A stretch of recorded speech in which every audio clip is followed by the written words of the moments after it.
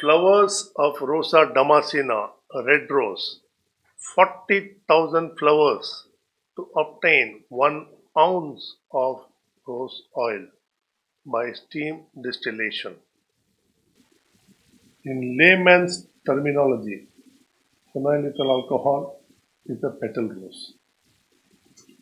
Mild, warm, rosaceous honey. One word, petal rose. Indispensable raw material.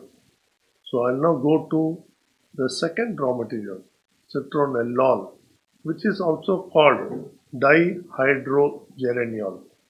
There is honey in phenyl alcohol. There is honey in phenyl ethyl acetate. Methyl phenyl acetate as a modifier reinforces the honey aspect of phenyl alcohol and phenyl ethyl acetate. That is the logic, creativity behind using methyl phenyl acetate. Methyl phenyl acetate belongs to a family of honey notes in perfumery.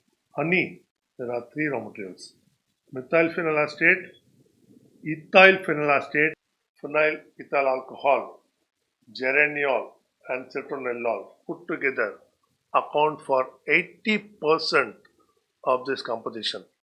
I'll discuss with you each and every raw material, explain to you the creative perspective and the logic why this raw material at this percentage and what it does in this beautiful red rose composition.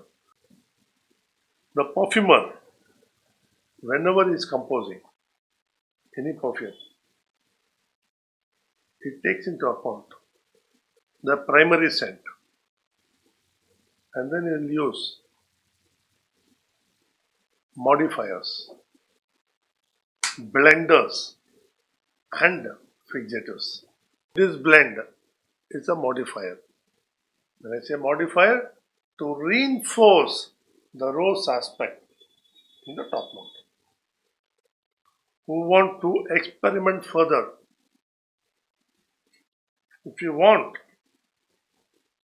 a still stronger, intense rose, I suggest please use a small quantity of, but for now I have ripped apart, explained to you the importance, significance and the logic behind each and every raw material in this red rose composition.